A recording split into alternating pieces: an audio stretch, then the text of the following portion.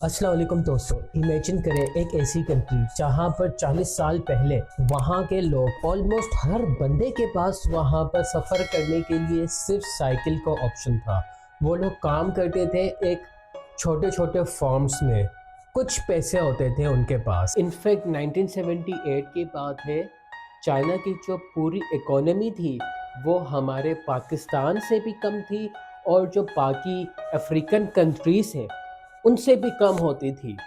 लेकिन कैसे आज जो स्मार्टफोन्स आप लोग यूज़ कर रहे हैं, जिस कुर्सी पे आप लोग बैठे हुए होंगे, जिस कंप्यूटर को आप लोग यूज़ कर रहे हैं, आप उसमें देखें तो उसमें मशहूर स्लोगन लिखा हुआ होगा, मेड इन चाइना। तो चाइना इतने पॉवर्टी से लेकर एक सुपर पावर तक की कहानी कैसे कंप्लीट करता है, तो आज हम लोग इस व्लॉग में इसको समझेंगे।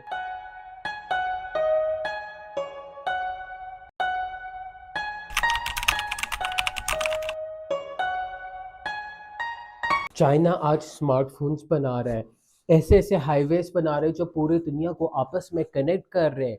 और तो और उनका अपना स्पेस स्टेशन भी है। 60 meters of a rocket with a three-persons ride to space. Behind me, that's the spacecraft and rocket combination for Shenzhou 21 mission, and it's heading to the launch pad. छोटे छोटे फॉर्म्स में काम करने से वो लोग अब चले गए हैं एआई का चिप बनाने के लिए। वो कौम जिसके पास 40 साल पहले बाईसाइकिल के अलावा दूसरा कोई ऑप्शन नहीं था, आज वो लोग दुनिया के फास्टेस्ट बुलेट ट्रेन्स बना रहे हैं। इतने चेंजेस आने के लिए बाकी दुनिया को 100 साल लग जाता है। क्या चाइना को कोई ऐसा शॉर्टकट मिल गया है जिसके वजह से चाइना इतना तरक्की कर रहा है? दोस्तों, हमारा जो एक तस्वुर होता है एक कंट्री के अमीर होने के लिए, वो तो ये होता है कि कोई उनको नेचुरल रिसोर्स मिल जाए, सोना कहीं से दरियाफ्त हो जाए, ऑयल दरियाफ्त हो जाए, कोई अच्छे गवर्नमेंट उनको मिल जाए, या तो उनकी किस्मत रातों रात बदल जाए। लेकिन चाइना के साथ ऐसा कुछ भी नहीं हुआ। चाइना वो कंट्री है जिसने वेस्ट की कोई डेमोक्रेसी के रूल को नहीं माना, और ना ही वो कौम बैठ कर अपनी तकदीर को बदलने का इंतजार करती रही। दोस्तों, अगर मैं आपको चाइना की तरक्कियों के बारे में बताने लग जाऊं तो उसके लिए बहुत टाइम लग जाएगा।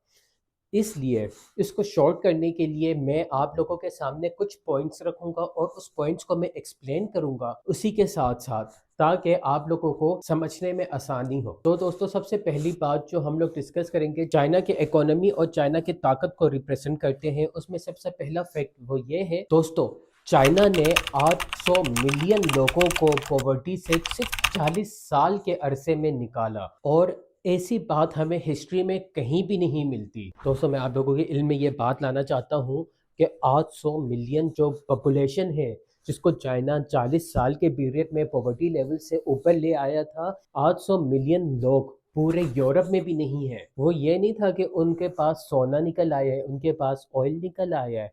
नहीं, मैं अभी आगे आने वाले टॉपिक्स में मैं आप लोगों को बताऊंगा कि कैसे उन लोगों ने पॉवर्टी को ओवरकम किया है उन लोगों ने। दोस्तों, आगे चले और आप लोगों को बताता हूँ कि पूरी दुनिया का 28% जितनी भी चीज़ें बनती हैं वो सब चाइना बनाता है। और मैन्युफैक्चरिंग में चाइना अमेरिका, जापान और जर्मनी से भी आगे है। जहाँ पर हम सब लोग जॉब्स की तलाश में होते हैं, वहाँ पर चाइना खुद जॉब्स दे रहा है लोगों को। वो एक मैन्युफैक्चरिंग इंजन बन गया है पूरी दुनिया के लिए। और ऐसा पॉसिबल कैसे किया चाइना ने? चाइना एक ऐसा वर्क बेंच बन गया है लोगों के लिए, जहाँ पर आप लोगों को रॉ मटेरियल्स, लेबर्स और शिपिंग पोर्ट्स सब एक ही जगह पर मिल जाएंगे। ये पूरा इकोसिस्टम चाइना ने क्रिएट किया है ताकि उसके लिए आसानी हो कि वो अपने गुड्स को पहुंचा सके अलग अलग मुल्कों में। जाहिर सी बात है, अगर वो एक ऐसा नेटवर्क नहीं बनाएगा तो उसका सारा सप्लाई चेन डिस्टर्ब हो जाएगा। और दोस्तों, इसी का तीसरा फैक्ट वो ये है, चाइना अगर सप्लाई करना छोड़ दे दुनिया को तो सिर्फ एक महीने की बात है, पूरी दुनिया का सप्लाई चेन डिस्टर्ब हो जाएगा। जी हाँ दोस्तों, एक्सपर्ट्स ये कहते हैं कि अगर चाइना सप्लाई देना छोड़ दे तो सिर्फ एक महीने की बात है, पूरी दुनिया का सप्लाई चेन डिस्टर्ब हो जाएगा। शेल्फ्स पूरी दुनिया के खाली हो जाएंगे, वेयर हाउसेस खाली हो जाएंगे, और जो स्टोर्स है वो 50% खाली हो जाएगा, क्योंकि उनको उस रेट में जो चीज़ें मिल रही हैं वो कोई और डीलर उनको नहीं दे सकता। अब दोस्तों, मैं चाइना के इंफ्रास्ट्रक्चर के बारे में आप लोगों के सामने 3 फैक्ट्स रखूंगा। चाइना के पास जितना हाई स्पीड रेल है, उतना रेल पूरी दुनिया को कंबाइन भी कर लेना तो इतने रेल्स पूरी दुनिया में नहीं है। दोस्तों, यही बात हमें जो है ना एक साइंस फिक्शन कहानियों में मिलता है, लेकिन चाइना ने तो उसको असली कर दिया है। चाइना के रेल की पटरियों को अगर आप दुनिया में लगा लें तो वो इतना सादा है कि वो पूरी दुनिया को एक गोल घूम सकता है, फिर भी उसमें इतना स्पेस रह जाएगा कि आप उससे न्यूयॉर्क से लंदन आ सकते हैं, फिर लंदन से वापस न्यूयॉर्क जा सकते हैं। इतना बड़ा चाइना का जो है ना सिर्फ रेलवे नेटवर्क। 2025 के एंड में चाइना का जो रेलवे स्टेशन था वो 50,000 से भी ऊपर चला गया था। चाइना वहां पर एक ऐसा ट्रेन लॉन्च कर रहा है जिसकी स्पीड होगी 350 किलोमीटर पर आवर, यानी कि ब्लड स्ट्रीम की तरह लोगों को वो ट्रांसपोर्ट करेगा, और ऐसा पूरे प्लेनेट में चाइना के अलावा कहीं भी पॉसिबल नहीं है। दोस्तों, इंफ्रास्ट्रक्चर वाले फैक्ट में जो दूसरा फैक्ट मैं आपको बताने लगा हूँ वो ये है कि चाइना की एक सिटी है शेंजन, और वो 1980s में दुनिया के नक्शे में ही नहीं थी। जी हाँ दोस्तों, शेंजन 1980 के नक्शे में एक छोटा सा गांव था जहां पर 30,000 लोग रहते थे, लेकिन अब एक वो मेगा सिटी है जहां पर 17 मिलियन लोग रह रहे हैं, और वहां पर बड़े बड़े स्काई स्क्रैपर्स हैं। और दोस्तों, शेंजन को सिलिकॉन सिटी ऑफ हार्डवेयर कहते हैं। वहां पर ड्रोन्स बनते हैं, नए नए फोन रोजाना इजाद होते हैं, और उसी वीक कंप्लीट होते हैं वो फोन्स। और दोस्तों, शेंजन स्लोरी करोनी हुआ वो एक्सप्लोड हुआ है। और दोस्तों, इंफ्रास्ट्रक्चर वाले फैक्ट में जो तीसरा फैक्ट है हमारा वो ये है कि चाइना हर कुछ साल के बाद एक अपनी नई सिटी बनाता है। जी हाँ दोस्तों, बाकी कंट्रीज में जो ऐसे सिटीज बनते हैं उसमें सेंचुरीज लग जाता है ऐसे सिटीज को डेवलप करने में, लेकिन चाइना सिटीज को प्रिंट कर रहा है। और दोस्तों, चाइना का एक सिटी है शोंगकान, and it cost tens of billions of dollars to build. Welcome to Xiong'an. Located 60 miles outside Beijing, Xiong'an is designed to ease pressure on the overcrowded and congested Chinese capital of more than 20 million people. 7 years ago, all of this was cornfields and swamp. Today, it is a metropolis being built from scratch. With a whopping price tag of $93 billion, it was built as a showcase for China's technological prowess and as a way to show off its urban progress to the world. उसको कहते हैं city of the future, जो कि पहले किसी जमाने में एक फार्म लैंड होता था। अब लेकिन वहां पर स्मार्ट ट्रैफिक है, स्मार्ट रोड है वहां पर, जहां के सिग्नल ज्यादा देर के लिए रेड नहीं रहते हैं। कुछ लोग क्रिटिसाइज चाइना को ऐसे करते हैं कि चाइना के सिटीज खाली है और गोस्ट सिटी बन रहे हैं, लेकिन चाइना का प्लान अलग है। चाइना पूरी सिटी तैयार कर लेता है पहले, फिर लोग वहां पर शिफ्ट होते हैं। इसका एग्जाम्पल आप ऐसे ले लें कि आप सिम सिटी खेल रहे हैं और आप लोगों के पास फुल अनलिमिटेड रिसोर्सेज हैं, और जो आप लोगों का प्लान है वो अगले 50 साल के लिए है। अब दोस्तों, जो मैं आप लोगों को फैक्ट बताने लगा हूँ वो चाइना के प्लानिंग और गवर्नेंस के हिसाब से है, जो कि हमारे समझने के लिए बहुत ज़रूरी है। चाइना 5 साल की प्लानिंग करता है, लेकिन जो उसका गोल होता है वो 30 से 50 साल के लिए होता है। दोस्तों, जैसे चाइना चैंपियन है लॉन्ग गेम को प्लान करने में, बाकी कंट्रीज क्या करती हैं, वो लोग सिर्फ 4 साल की प्लान करते हैं ताकि नेक्स्ट इलेक्शन में उनको मौका मिले, लेकिन चाइना अगले 5 साल की लिए तैयारी करता है और उसका गोल होता है 30 से 50 साल तक का। और दोस्तों, यहाँ पर एक और न्यूज़ ये है कि 2026 में चाइना अपना 15th 5 ईयर प्लान एक्सिक्यूट करने लगा है, और वो लोग सिर्फ 2030 के बारे में नहीं सोच रहे हैं, वो लोग सोच रहे हैं 2050 के बारे में, जहां पर उन्होंने दुनिया के सामने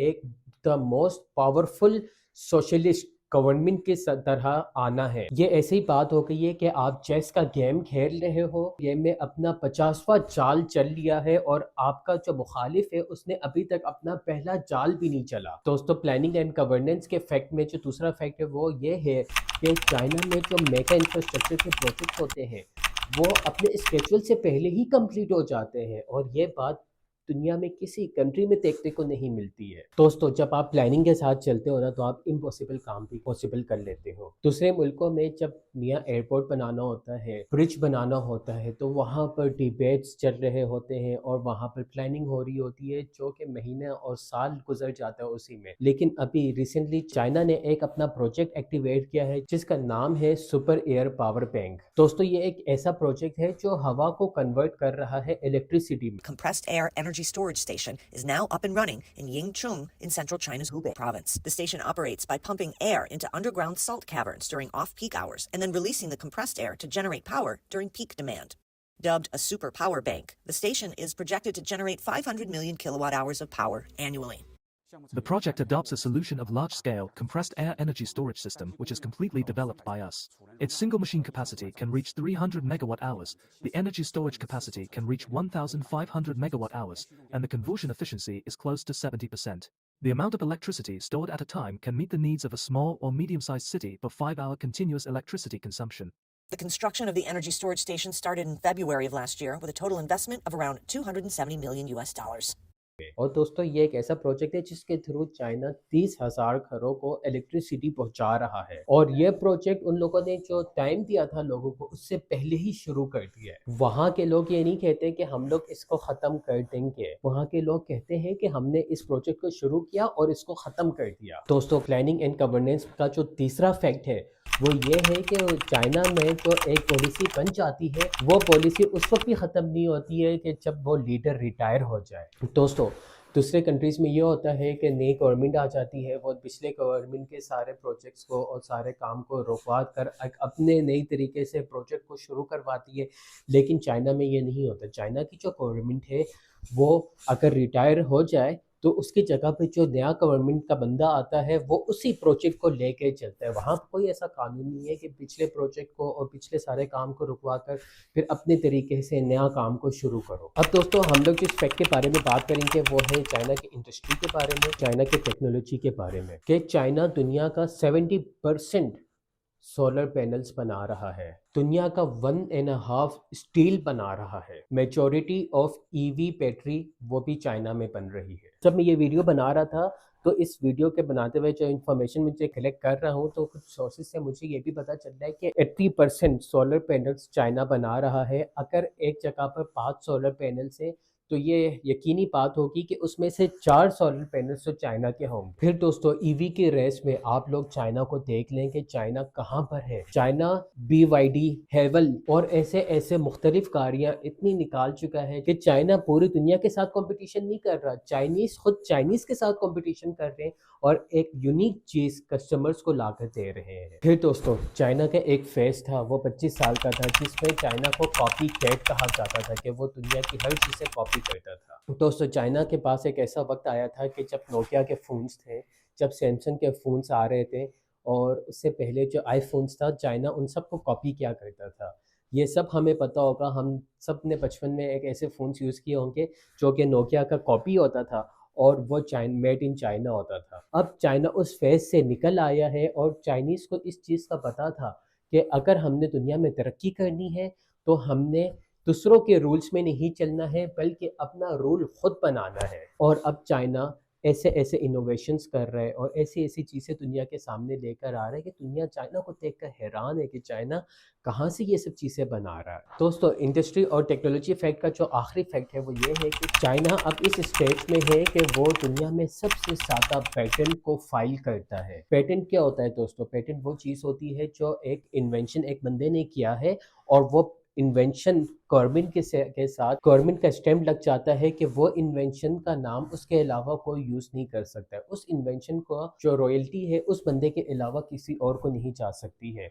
और दोस्तों चाइना ने अभी पिछले साल 2025 में 1.8 मिलियन पेटेंट फाइल करवाए थे। 6G इंटरनेट से लेकर सहरा में कैसे नए नए तरीकों से फार्मिंग किया जाए। दोस्तों चाइना एक आइडिया का फैक्ट्री बन गया है 2026 में। अब चाइना सिर्फ आईफोन और सैमसंग के हार्डवेयर्स नहीं बना रहा है, वो अपने ब्लूप्रिंट्स को जो आईफोन और सैमसंग से भी अच्छे हैं उसको ऑन भी कर रहा है। अब दोस्तों हम लोग डिस्कस करेंगे कुछ ऐसे फैक्ट जो ग्लोबली चाइना के चल रहे हैं और उसमें से जो पहला फैक्ट है वो ये है कि चाइना ने 100 से ज़्यादा ऐसे पोर्ट्स हैं जिसको चाइना या तो फाइनेंस कर रहा है या तो उसने पूरी इन्वेस्टमेंट चाइना ने की है ताकि उसको ग्रो कर सके। जी हाँ दोस्तों, अब ये बात है यहाँ पर कि चाइना को इससे क्या फ़ायदा मिल रहा है। चाइना ये चाहता है कि जो उसका सप्लाई चेन का नेटवर्क है वो इतना अच्छा हो, जिस कंट्री में चाइना अपने माल को सप्लाई करना चाह रहा है अगर वहाँ का बोर्ड अच्छा नहीं होगा तो वहाँ पर लोग उनकी चीज़ों को कैसे ख़रीदेंगे। तो अपनी चीज़ों को बेचने के लिए चाइना उनके